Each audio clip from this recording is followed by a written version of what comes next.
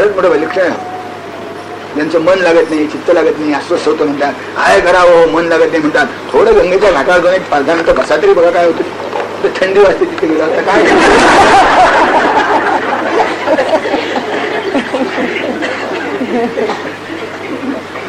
अयम धिक्कारो जननी मनुजस्य श्रवण. त्या कानाला धिक्कार असो की ज्या कानावर तुझ्या लहरींचा जो लीला कलकल आहे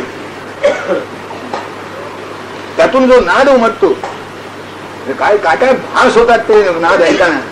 असं वाटतं वृंदावनामध्ये कृष्णाच्या बरोबर गोपी नाचत असतील, त्यांच्या पायातले पैंजण तो वाजत नाही.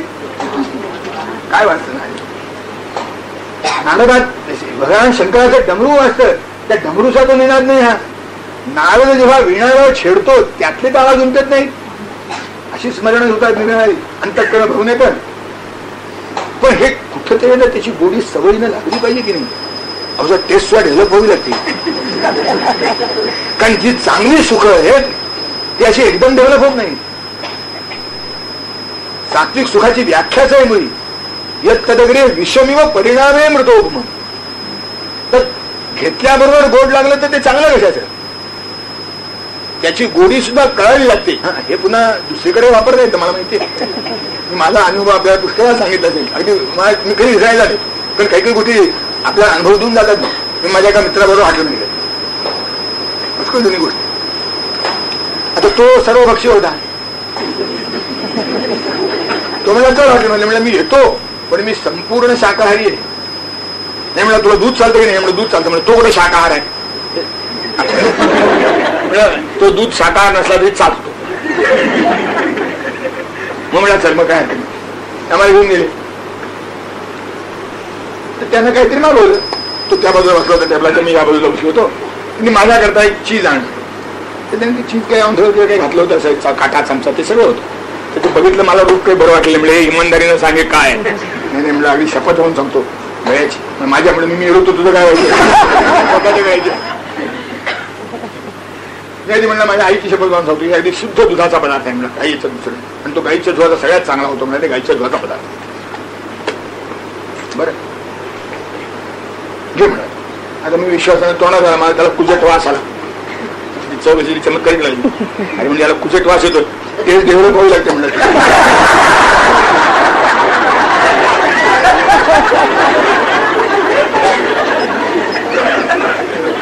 डेव्हलपचं प्रकरण दोन्हीकडे खरंच असं सांगणार. ज्याने कधी पहिल्या प्रथम तंबाखू खाल्ली असेल त्याला मळमळच की नाही. मळमळत असलं पाहिजे. मी माझ्या व्यक्तिशा अनुभव सांगतो आपल्याला. तंबाखू खायच्याबद्दल पण नाही. त्याच्यामध्ये पुरणपोळीचं छान जेवण द्या. आणि घरातून बाहेर पडलं होतं जेवण जरा जास्त वाटतं म्हणजे विडा खावा. म्हणजे विड्याचं दुकान होतं. त्या दुकानाकडे गेलो म्हणजे चांगला विडा बनवून दे. जुनी गोष्ट आहे. तुम्हाला साहेब चारण्याचं बनवू का म्हणलं बघ. त्यावेळेला चारण्याला चांगला विडा बनवतो ना उत्तम. आणि मी आपलं पाहत होतो तो विड्यात काय काय घालतो ते. तर बाटल्या उघडल्या मलमासाठी काही पदार्थ होते तर मला तंबाखू घालताना काही दिसलं नाही. पण तंबाखू घातलीच नाही त्याने.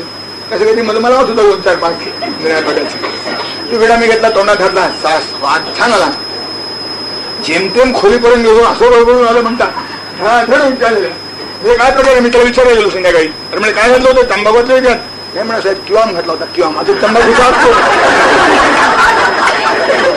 वास चांगला. पण ते मी आजच जीव गेला ना.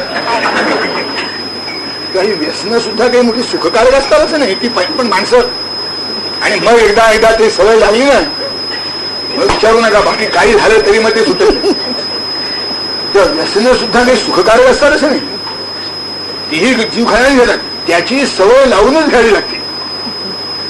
अत्यंत घात करणाऱ्या व्यसनांचीही सवय जर निर्लज्जपणे मनुष्य आयुष्यभर लावून घेऊन सांभाळतो तर अत्यंत कल्याण करणाऱ्या परमार्थाची सवय लावून घेऊन का सांभाळतो. मुद्दा तो आहे. सवय लावून घ्यावी लागते. सहज तर तेही होत नाही. तेही प्रयत्नपूर्वकच साधावं लागतं. मग हे का प्रयत्नपूर्वक एवढी ते प्रयत्नच जर करायचा तर ज्यानं जीवनाचा घात होतो, स्वतः सकट सगळ्याची बर्बादी होते. अशी व्यसनं लावून घेण्यापेक्षा हे व्यसन लावून घेणं काय वेळ आहे. म्हणून विद्याभ्यसनम व्यसनम अथवा हरिपाद सेवनम व्यसनम. दोनच व्यसन जे कल्याणकारक आहेत. विद्याभ्यसनम व्यसनम अथवा हरिपाद सेवनम व्यसनम. म्हणून जगन्नाथ म्हणतात अयम हिन्यकारो जननी मनुजस्य श्रवणयो योर्नांतर्यातस्तवल हरिलीला कलकला कुंडली ज्या नेत्रांची नचतयती देखिली रम्य मूर्ती जाणा खाचा किती असले ते विशाल अक्षंती त्वद्वीचीचा कलरवनजे ऐकुनी श्रोतृयुग्म ऐकिती श्रोतृयुग्म ती धोनीही असून नसल्या सारखे व्यर्थ जाण कुंडली गवर्णा गुरु ज्ञानेश्वर तुकाराम विलोलद्वानीरं तव जननितीरं श्रुतवतान् सुधाकस्वादीय सलिलभरमातृप्ति पिबतान् जनानामानन्दः परिहसति निर्वाण पदवीं जगन्नाथ मंदाची भागीरथी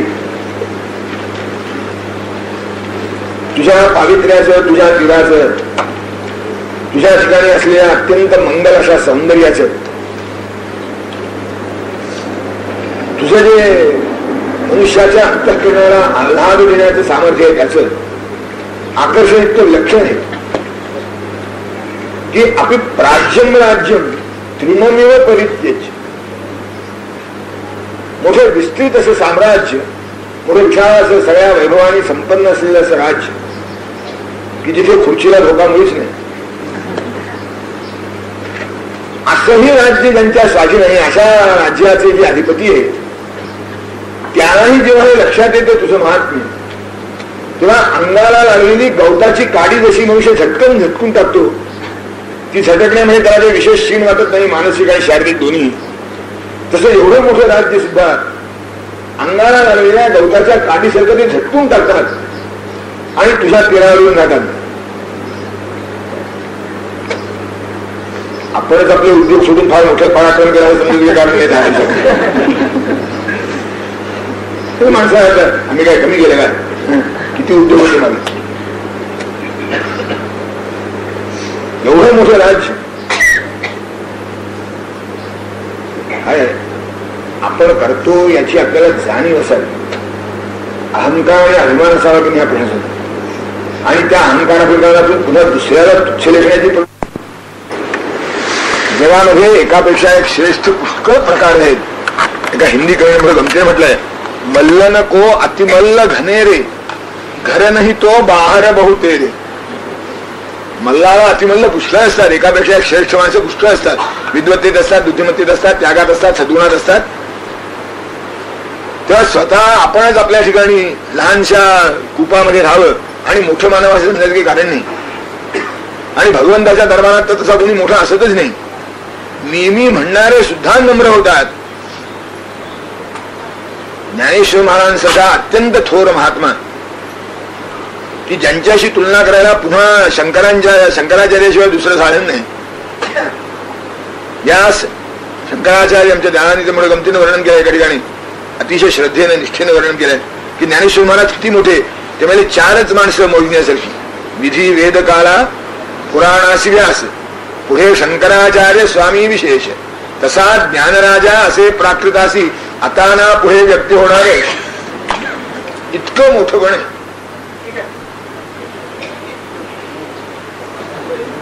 अशा या मोठेपणात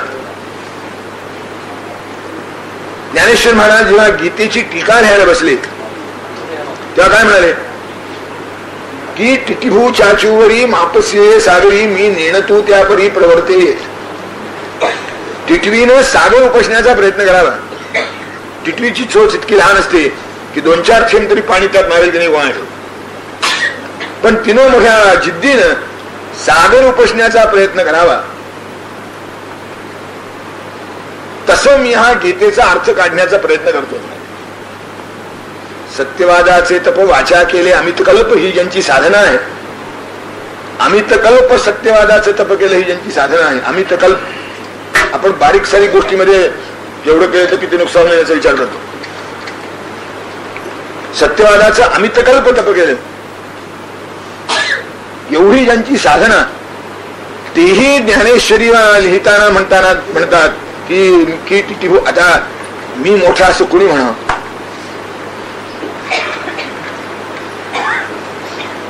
तेव्हा आपल्या कर्तृत्वाची जाणीव अवश्य असावी, कारण पहिल्या पायरीवर पाय ठेवला हे माहीत असल्यापासून दुसऱ्या पायरीवर पाय ठेवता येत नाही.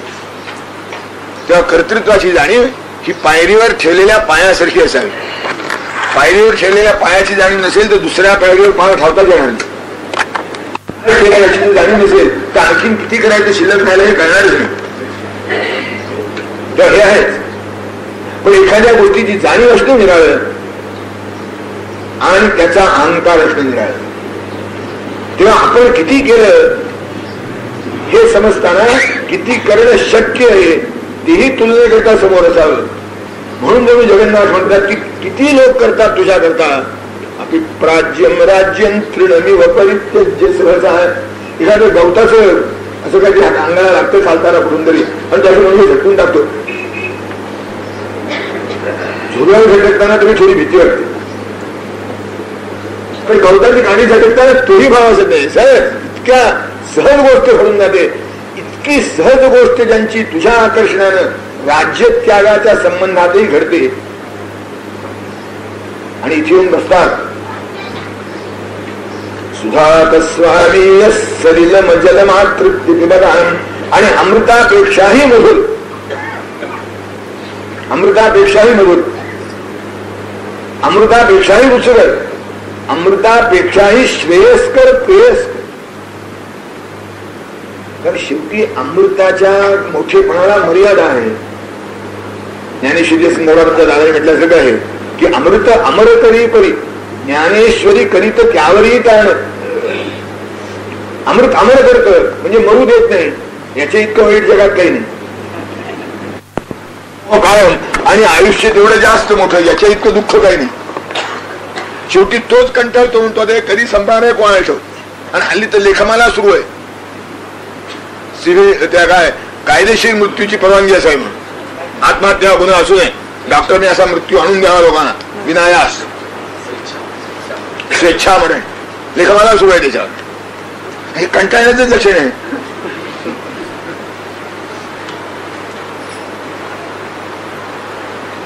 म्हणजे आयुष्य ही काही फार समाधानकारक गोष्ट आहे समजायला काही कारण नाही. जास्त दुःख पाहावे लागतात. जितकं आयुष्य मोठं तितकं दुःख जास्त. तेव्हा अमृत काय करतं, आयुष्य वाढवतं. स्थिरैरंगाई सृष्टिवांसस्तनूभी व्यशेमनिर्वहितम यदा आयु असं असेल तर मग आयुष्य कितीही असलं तरी चालेल. पण अंग स्थिर राहत नाही तर मरण येत नाही, याच्या इतकं दुःख काही नाही.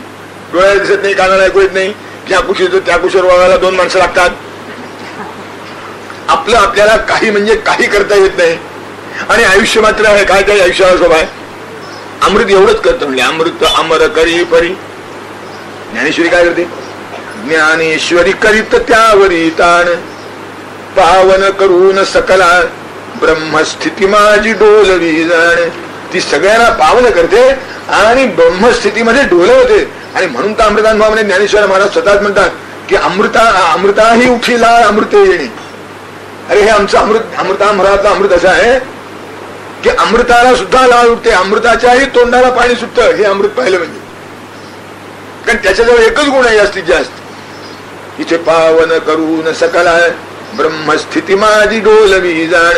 हा जो गुण आहे तो भागीरथीच्या जलाचा आहे असं जगन्नाथ म्हणतात. सुधा तस्वारी सलिल भरमा तृप्ती पिबताम.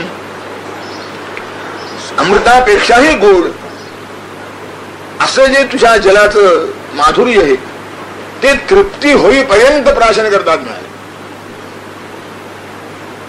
आणि मग त्यांची भावना काय होते माहितीये, अरे मोक्ष कोण विचारतो म्हणले मोक्षाला, मोक्षाचे तो आम्हाला नाही अवघड मिळे पंढरीस फुकासाठी. काय राहील म्हणले त्या मोक्षामध्ये तुमच्या. सुधा तस्वादी सलिल भरमा तृप्ती पिबताम जनानामानंद परिहसती निर्वाण पदवी. असे जे विलक्षण त्याग करण्याचं स्थैर्य ज्यांच्या अंतःकरणात आहे, जो त्याग करणं हे अवघड जावं कोणाला आहे. किरकोळ होत नाही महाराज, हे कटलं होतंय. तेव्हा इथे राज्य किती मोठं आहे हे महत्वाचं नाही, त्याग करण्याची हिंमत किती मोठी आहे ती महत्वाची आहे. की असं प्रचंड राज्य सुद्धा, अत्यंत ऐश्वर्यशाली संपन्न निर्भय राज्य सुद्धा गवताच्या काडीसारखं तुच्छतेने फेकून देणं इतकं ज्यांच्या हृदयाचं सामर्थ्य आहे तेही कदाचित त्यानंतरच तुझ्या जलाचं प्राशन जेव्हा करतात तेव्हा त्यांना अमृताचा आनंद तर काय, पण मोक्षाचाही आनंद तुच्छ वाटतो. जनानामानंद परिहसती निर्वाण पदवी. मोक्षाच्या पायरीला मोक्षाची जी योग्यता आहे तुच्छ आहे म्हणाले. हे त्याच्यापेक्षा चांगलं आहे. कारण मोक्ष मोक्ष मोक्ष म्हणजे काय, अविदित सुख दुःख निर्गुणं वस्तू किंचित जन्मतिर्य कश्चिन मोक्ष इत्यादी जडमतिर्य कश्चिन मोक्ष इत्यादी चक्की.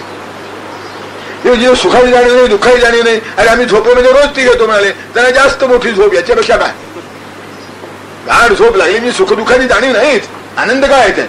आणि झाला तर तो जागा झाल्यावर काय गंमत आहे. म्हणजे मिळतो तेव्हा कळत नाही, कळतो तेव्हा मिळत नाही, असा आनंद काय तो म्हणाले त्याचा.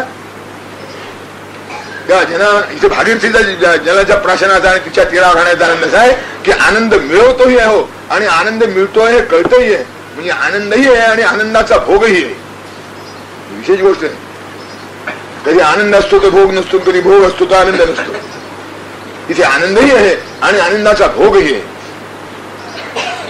म्हणून जनानामानंद परिहसती निर्वाण पदवी, अशा या महापुरुषांचा आनंद मोक्षालाही तुच्छ लेखतो.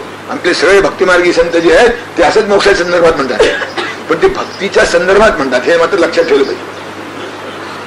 नाहीतर असा आहे तो मोक्ष असा आहे की त्याची कुणी कशाची तुलना करावी, कुणी कशाची तुलना. यात जो आनंद आहे तो त्याला काय म्हणावं.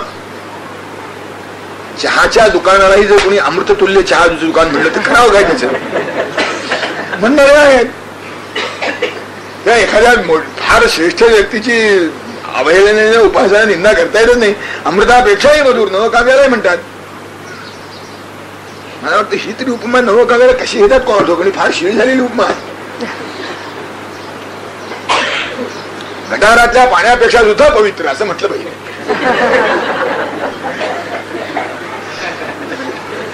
पण मनुष्याची अशी प्रवृत्ती की त्याला जे आवडतं त्याची तो मोठ्याशी तुलना करण्याचा साहस नेहमीच करीत असतो. ती वस्तुस्थिती असणं निराळं आणि ती केवळ कल्पना असणं निराळं. म्हणून जगन्नाथ म्हणतात की असे इथे ह्या ठिकाणी राहणारे जे महापुरुष आहेत ज्यांची एवढी त्याग करण्या इतकी धीर वृत्ती आहे, तेही तुझ्या जलाचा जेव्हा भाग सेवन करतात तेव्हा मोक्षाची त्यांना परवा नाही. मोक्ष नको म्हणा. कारण यात जो आनंद आहे हा भोगासह आनंद आहे. मोक्षाचा आनंद भोगायला मनुष्य वेगळाच राहत नाही. मग काय आनंद गंमत झाली त्या अशी भावना याच्यामध्ये. जनानामानंद परिहसती निर्वाण पदवी मोदेवेत लभारी डोलत जिथे त्वक्तीरते पाहुरी भूपांचा घडतो निवास तृणवत साम्राज्य ते त्यागुनी गंगे पीयुष तुल्य नीर करीती आकंठ पाना प्रती आनंदा पुढती अशा फिकी पडे ती मोक्ष मुक्ती गती नगेभ्यो यान्तीनां कथने तटिनीनां कथमया पुराणां संहरतु सुरधुनि कपर्दोधिरुहे कयावा श्रीभरतु पदकमलमक्षालि सलिलैः स्तुलालेशो यस्यान्त वजन निदीयेत कविभिः. जगन्नाथ म्हणता भागीरथी खरंच म्हणले मला सांग की तुझी तुलना करावी, तुझ्याशी तुलना करावी असं जगामध्ये कोणता जलप्रवाह शिल्लक, कशाची तुलना करावी तुझी. कारण एक एक गोष्टीची तुला तुझ्या ठिकाणी आहे ती मोठी अद्भुत आहे, मोठी दुर्मिळ आहे. पर्वतावरून उगम असं आहे, उंचावर उभायचं आणि खाली जायचं हा सामान्य प्रवृत्ती प्रकारच आहे. किंवा पर्वतावर उगम पाहतात आणि समुद्रावर मिळतात, समुद्र सगळ्यात खाली पर्वत उंच त्या मानाने. तेव्हा अधपात हा सहज सुलभ आहे म्हणजे सगळ्यांना. तेव्हा पर्वतावर उगम पावतात आणि समुद्राला जाऊन मिळतात अशा नद्या पुष्कळ आहे.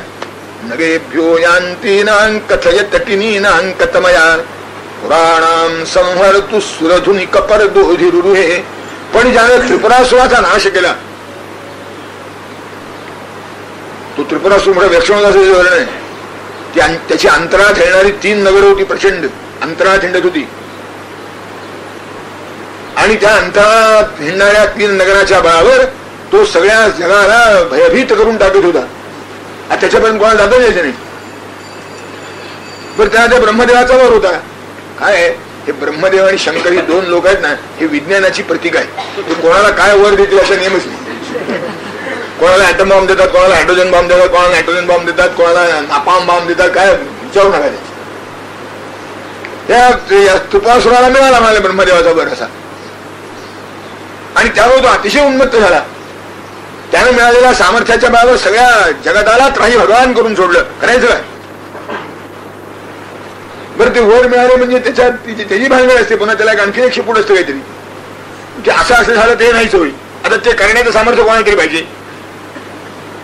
त्या एकाच बाणाने जो तुझेही 3 पोरं पाडू शकेल त्याचाच फक्त तुझ्यावर शक चालेल, बाकी कोणा चालणार नाही. ती एवढी मोठी प्रचंड नगर ती एका बाणानं पाडायची. कोण करणार हे काम? भगवान शंकरांनी ते केलं. आणि महिमनामध्ये त्याचं वर्णन आहे की ते करण्यासाठी त्यांनाही काही कमीच प्रयास पडले नाही. रथक्षोणी जनता शतधृती नगेंद्रो धनुरथा रथांगे चंद्रार्कौ रथ चरण पाणीश्वर इति. आणि मग तो महिमना हळूच तोचून म्हणतो विधक्षोस्ते कोयंत्र पुर तृणमाडंबर विधिरे काय विधेय क्रीडंत्यो न खलु परतंत्र प्रभुनिया. म्हणजे भगवान तुम्ही गंमत करता, तुम्ही गंमत करता. त्रिपुरासुर ती काय गोष्ट आहे म्हणाले. त्याला मारायचं ठरवलं असतं तुम्ही नुसतं संकल्प मात्र त्याला मारू शकला नसतात. पण केवढा पसारा म्हणलात. रथक्षोणी पृथ्वीचा रथ केला, चंद्र सूर्याची चाकं केली, मेरू पर्वताचं धनुष्य केलं, प्रत्यक्ष विष्णूचा बाण बनवला.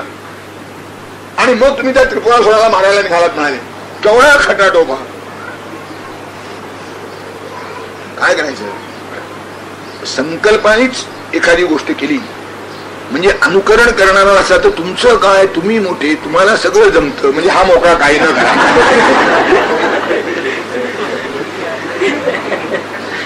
माणसं नम्रता सुद्धा लुच्चेगिरीनं वापरतात असं आहे. आपल्याला काही करायचं नसलं म्हणजे दुसऱ्याला मोठं म्हणावं मोकळं. तुमची आमची कशाची बरोबरी? हा नाही बरोबर. ही जी भावना आहे ही अतिशय घातक भावना आहे. ही खरी नम्रता नाही.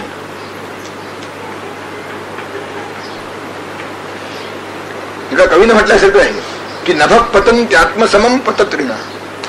गरुडाची झेप घेण्याचं सामर्थ्य आमच्या पंखात नसेल पण फुलपाखरा इतकी तर फुलावरून फुलावर जाणे इतकी झेप असू शकते. जेवढं आपल्या शक्तीचं सामर्थ्य तेवढं तो वापरा. ते सगळं वापरलं का तरी सगळं तुम्हाला आनंद आहे. माशीच्याही पंखात सामर्थ्य असतं, तीही त्याच आकाशात उडते ज्या आकाशात गरुड उडतो. गरुड भरारी ज्या आकाशी तेथ जशी का उडते माशी. त्या माशीने जसं म्हटलं की ज्या आकाशामध्ये मी कसं उडावं, गरुड जिथे भरारी मारतो. आकाश तुला नाही म्हणणार आहे का? आकाश मोठं आहे, ते गरुडाला नाही म्हणत नाही, माशीलाही नाही म्हणत नाही. पण आपण नम्र नको तिथं. तुमची आमची काय तुलना आहे, तुमची आमची काय बरोबरी. अरे आणि असं कोणाला वाटू नये म्हणून ही मोठी माणसं सुद्धा प्रयत्नाचा डोंगर उभा करतात. आवश्यकता असते म्हणून नाही, प्रयत्नाचा डोंगर उभा. आपण आपल्याकडनं पुष्कळ प्रयत्न केला आहे असं दाखवतात, लोकांना अनुकरण करण्या. म्हणून भगवान शंकरांनी त्रिपुरासूर मारायचं ठरवलं तर पृथ्वीचा रथ बनवण्याचा पराक्रम दिला. पृथ्वीचा रथ बनवू म्हणाले. केवढा खटाटोप घ्यायसाठी. मेरू पर्वताचं संशय केलं, चंद्र सूर्याची जागा केली. खटाटोप किती मोठा करावा लागतो एखादं कार्य साधायचं असेल तर त्याचे प्रतीक आहे. हे पुन्हा काढणार पृथ्वीचं धनुष्य रथ करण्याचं सामर्थ्य आम्हाला कुठं? आम्हाला आमची घरची गाडी दुरुस्त करता येत नाही. लुच्चे लोक आहेत, आळशी तरी आहेत नाही तर लुच्चे तरी. त्याच्या समर्थनाचे सपूक आहे असं होऊ नये म्हणून हे करतात. म्हणून भगवान हा म्हणतो की किती समर्थ पुरुष आहे हा. पुराणाम संहर्तु. एवढं ज्याचं सामर्थ्य आहे त्यानंही तुला डोक्यावर घेतलं. सुरधुनी कपर दोधिरुदु. हे नागा पर्वतावरून उत्पन्न होणाऱ्या नद्या सगळीकडेच वाहतात म्हणाले. त्यात काय मोठं पुष्कळ नद्या आहेत. पण जी भगवान शंकराच्याही डोक्यावर चढू शकली अशी दुसरी नदी कोणती आहे की ज्याच्या डोक्यावर चढू शकली ती तो कोण आहे? तो हा ऑफिस मधला क्लार्क नाही, नुकताच लागलेला. त्याच्या डोक्यावर कोण? त्याच्यावर नेहमी चढलेला असतं म्हणा. ती गोष्ट त्याच्या डोक्यावर घरापासून बाहेरपर्यंत सगळे चढलेलेच असतात. अशाच्या डोक्यावर चढलेलं प्रकरण नाही. पुराणाम संहर तू सुरधुन कपरदोधिरुहे, त्याच्याही डोक्यावर तू चढली आहेस, त्यानंही तुला मस्तकी धारण केलंय. आणि आणखीन एक कयावा श्रीभर तू पदकमलमक्षाली सलिलही, जिथपर्यंत पोचणं कोणालाही जमलं नाही अशा भगवान विष्णूच्या चरणकमलापर्यंत जाऊन तू त्याचे पाय धुतलेस. हे आणखीन सामर्थ्य कोणाचं आहे? पोचता येत नाही तिथपर्यंत. नेहमी म्हणणारे मागच राहिले, भगवंताचे पाय कोणाच्या स्वप्नातही आले नाही. तू तिथे जाऊन पोचलीस, ते स्वच्छ केलेस, त्याला अभिषेक केलास. आता आणखीन याच्यापेक्षा मोठे पण काय राहिलं? तुला लेशो यस्यांत वजनंदी येत कवी. कवी म्हणजे कल्पना करण्याचे ज्यांना सामर्थ्य आहे ते सगळे, प्रत्यक्षात काही नसले तरी तो कवी. त्या कवीला तरी तुझी तुलना करण्या इतकं कुठनं सापडणार? कारण त्याला मुळात काही लागतच नाही, कशाचं काही तो वर्णन करू शकतो. एका कवीनं सुरुवातीला लग्न झाल्यानंतर कवी होता, बायकोवर प्रेम असणार काही दिवस पहिले तरी. ते चांदण्यामध्ये गप्पा मारीत बसले होते आणि त्या दिवशी नेमकं ग्रहण होत, चंद्रग्रहण होत. हा आपल्या बायकोला काय म्हणाला प्रेयसीला, तर तो म्हणा लवकर घरात शिक. तुम्ही का झटिती प्रविश गेहम मा बहिस्तिष्ठ कांते ग्रहण समय वेला वर्तते शीतरश्मी तव मुखम कलंकम वीक्षणूनम सराहु ग्रसति तव मुखेंदुम पूर्णचंद्रम विहाय. लवकर घरात शिक. ग्रहण लागायची वेळ झाली म्हणाली. माझ्या कुंड राशीला काही ग्रहण आणायचं नाही. अगं राशीच राहू दे म्हणले बाजूला, मला तुझी पंचायत वाटते. म्हणजे का त्या राहून चंद्राला गेण्यापूर्वी जर तुझा मुखचंद्र पाहिला तर त्या कलंकित चंद्राला सोडून तो हा निष्कलंक चंद्राकडे जायचा. म्हणून गरज जा.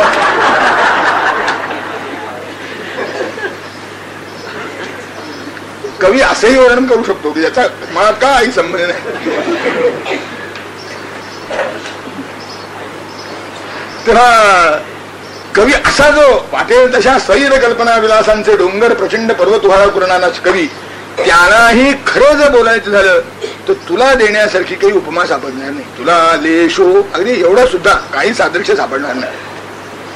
हीच कल्पना आणखी निळ्या प्रकाराने जगन्नाथ सांगतात.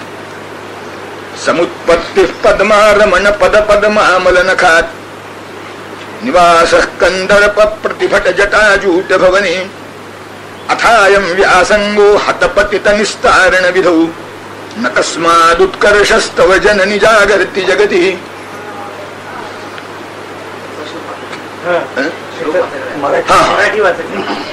शैलापासून पावती उगमत्या साऱ्या नद्या त्यातुनी कोणा ते धरिले शिवेन यश्री गंगे तुझ्या वाचुनी. आहे कोण अशी तुझी तटिनिजी क्षारी प्रभूच्या पदान अन्याची उपमाच यास्तव तुला देती कवी ना करा.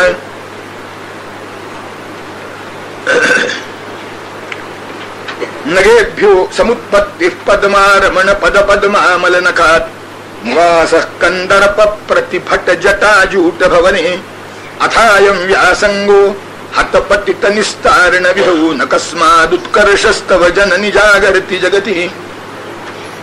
मागच्या श्लोकातली कल्पना आहे, पण जरा निराळ्या पद्धतीत आणि थोडे निराळे भाव ज्याच्यामध्ये व्यक्त झाले आहेत अशा स्वरूपात जगन्नाथ व्यक्त झाले. भागीरथी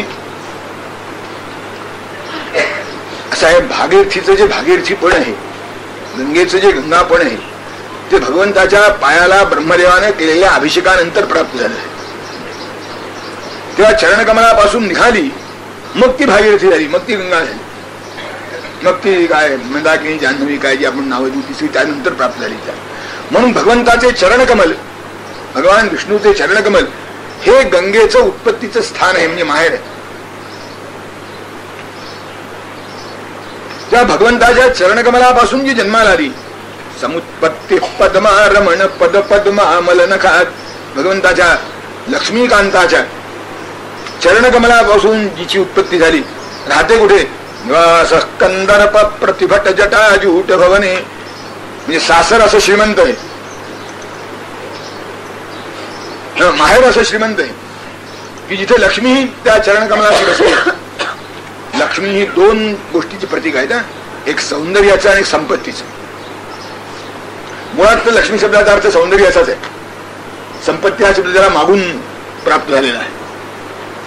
त्या सौंदर्याची जी अधिदेवता आहे, संपत्तीची जी अधिदेवता आहे, तीही ज्याच्या चरणकमलाशी राहण्यात आपलं परमभाग्य मानते, त्या चरणकमलापासून तुझी उत्पत्ती झाली आहे. म्हणजे सौंदर्य आणि संपत्तीच्या बाबतीत काही प्रश्न नाही. सामर्थ्य केवढं आहे? माहेर जसं मोठं आहे तसं सासरही मोठं आहे. माहेर मोठं आहे, सासरही मोठं आहे. सासर कसं मोठं आहे ते म्हणजे ज्यानं मदनालाही जाळून भस्म केलं. एक सामर्थ्य मागे त्या त्रिपुरासुराला मारताना सांगितलं, दाखवलं जे बहिः सामर्थ्य आहे. इथे अंतः सामर्थ्य सांगता होता की मदनालाही जाळून भस्म ज्यानं केलं, त्या निवास कंदर्प प्रतिभट जटाजूट भवने, त्या मदनालाही जाळून टाकणारे अत्यंत पराक्रमी अशा भगवान शंकराच्या मस्तकावर तू राहतीस म्हणे. हिरा कपाळाची कामं नाही.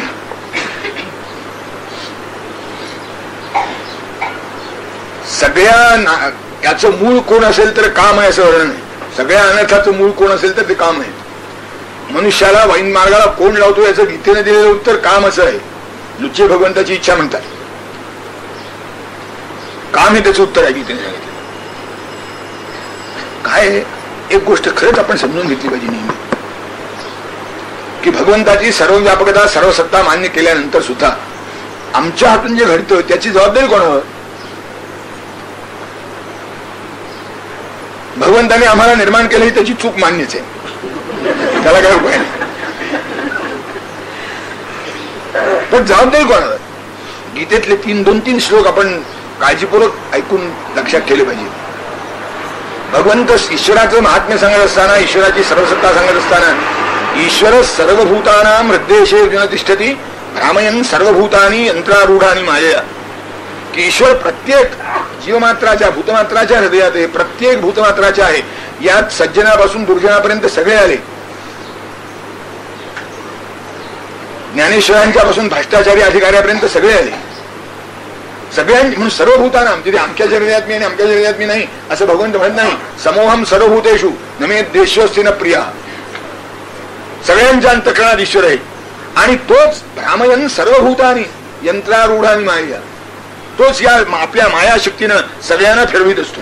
प्रत्येकाची होणारी प्रत्येक हालचाल जी आहे ही भगवंताच्या मायाशक्तीने होत असते. म्हणजे चोराची चोरी आणि ज्ञानेश्वरीचं लेखन दोन्ही. आता असं जर आहे तर मग ज्ञानेश्वरांच्या जोडीला चोर का नमस्कार नाही? त्याला नमस्कार का करायचा नाही? महत्वाचा मुद्दा आहे. जर सगळ्याचं उत्तरदायित्व शेवटी भगवंताच्या मस्तकावर आहे आणि तोच जर ते सगळं घडवतो, हे गीतेने सांगितलं. ईश्वर सर्वभूतानी भूताना हृदयेषु तिष्ठति भ्रामयन् सर्वभूतानि यंत्रारूढानि माया. दोन्ही गीतेतलीच वचन आहे. त्याच गीतेत जेव्हा अर्जुन मर्माचा प्रश्न विचारतो, त्याला खरंच चांगलं व्हायचंय, नुसतं ऐकायचं तिथले ते सोडून जायचं नाही. आमचे धुंडा महाराज सांगतात म्हणजे की कीर्तन प्रवचन झाल्यावर त्या कीर्तनकार प्रवचन करायला लोक नमस्कार का करतात? म्हणजे बोवा तुमचं ऐकलं छान आहे, तुमचं तुम्हाला घ्या, आम्ही जातो.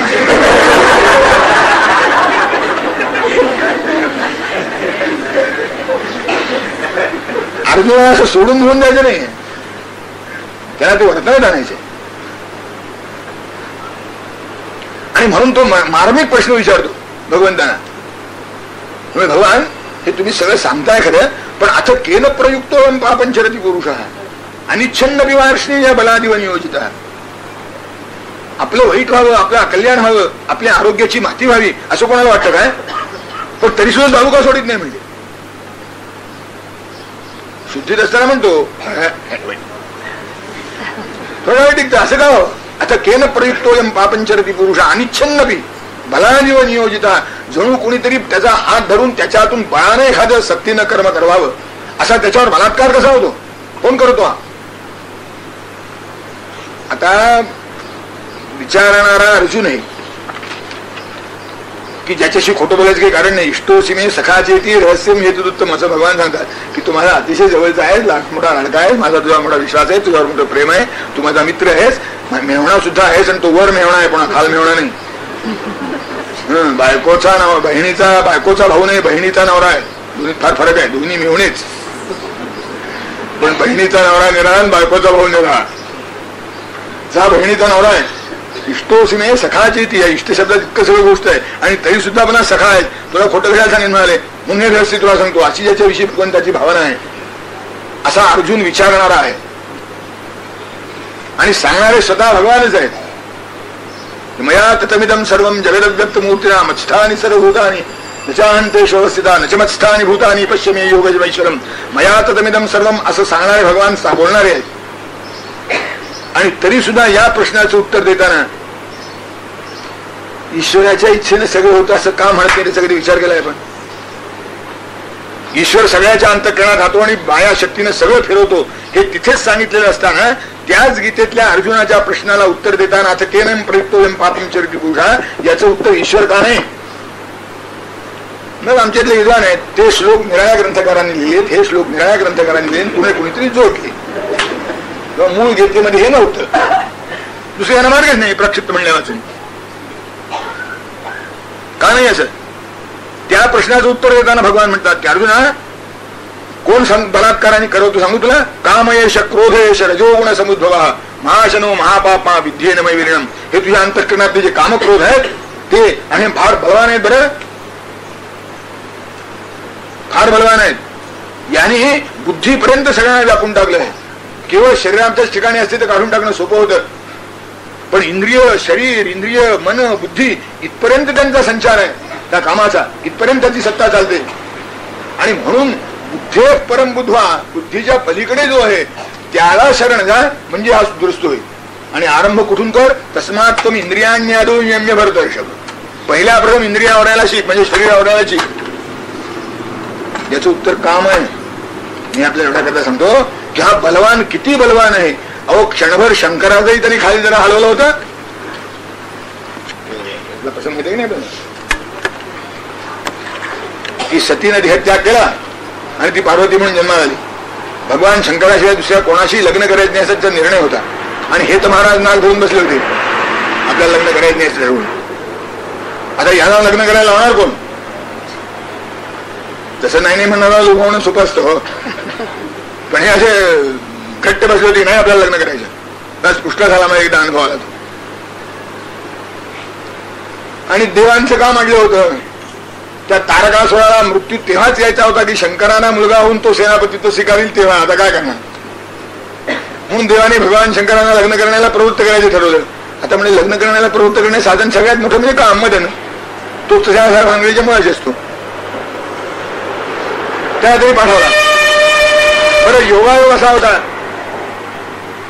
पार्वती भगवंताच्या सेवेतच होती स्वतः, आणि तिला सेवा करण्याची परवानगी भगवंतांनी दिली होती. कालिदासाने म्हटलंय विकार हेतू सती विक्रियंते येशान्न चेतांशी तैव धीरा. की विकार उत्पन्न करणारे हेतू आसपास असताना सुद्धा ज्यांना त्या विकारांचा मोह होत नाही त्यांनाच धीर म्हणतात. नाहीतर जवळ काही नाहीच, मोह पडण्यासारखी परिस्थितीच नाही. तसं काय कौतुक आहे? त्या पार्वतीची सेवेला होती. मदनाला इंद्राने सांगितलं की अरे असंच आपल्याला काम करायचं आहे. तो मोठा आयटी गेला. तो म्हणला मी म्हणणारे ऋषी मी लोळवले. भगवान शंकर त्यातलेच मोठे, आणखीन कोण? मी दाखवतोच म्हणजे मला परत. आणि म्हणून तो त्या भगवान शंकरावर आपले बाण टाकण्याकरता संधीची वाट पाहत होता. पार्वती भगवंताची सेवा करीत असताना तिनं कमल बीजाची माळ केली होती जपा करता भगवंताने द्यावी म्हणून. आणि ती आपल्या हातामध्ये ती कमल बीजाची केलेली माळ घेऊन उभी आहे. भगवंतांनी डोळे उघडलेत.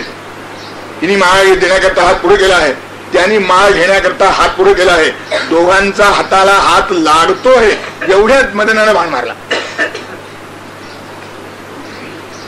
तेव्हा कालिदासाने वर्णन केलंय की हरोप किंचित परिलुप्त धैर्य उमामुखे बिंब फलाधरोष्ठे व्यापारयामास विलोचनानी. आतापर्यंत ज्या दृष्टीने त्यांनी पार्वतीकडे पाहिलं नव्हतं, एक क्षण का होईना मदनाच्या बाणाचा प्रभाव म्हणून त्या दृष्टीने पाहिलं. म्हणजे न्याहाळलं. आतापर्यंत पाहत होते, आता न्याहाळू लागले.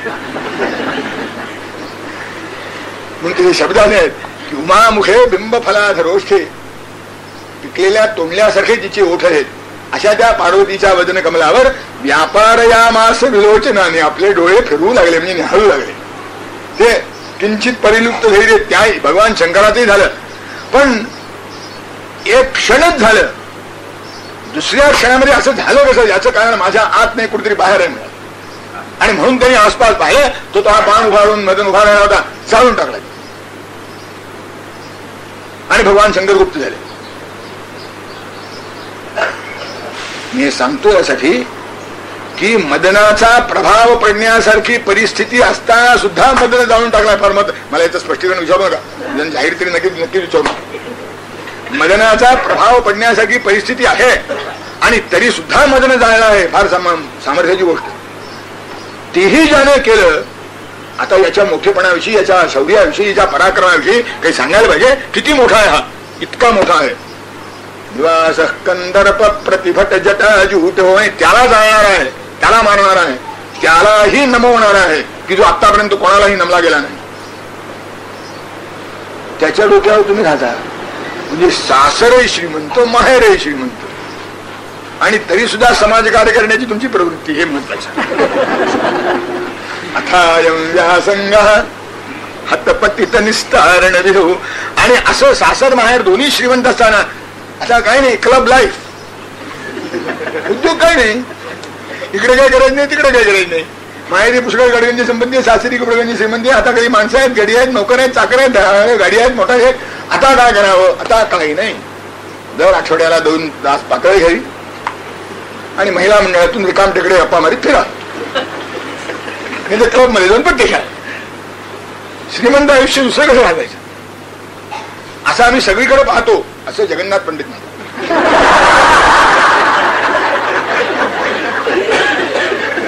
की इतकं चांगलं इकडे बाजूला, इतकं चांगलं दुसऱ्या बाजूला आहे, तरी सुद्धा तू काय करतेस. अथायं व्यासंग, व्यासंग म्हणजे सतत केली जाणारी गोष्ट, पुन्हा पुन्हा केली जाणारी गोष्ट, तीच करीत राहणारी गोष्ट, ज्याच्यामध्ये मन रमून राहते अशी गोष्ट, जी जीवनाचा एक भाग बनली आहे अशी गोष्ट.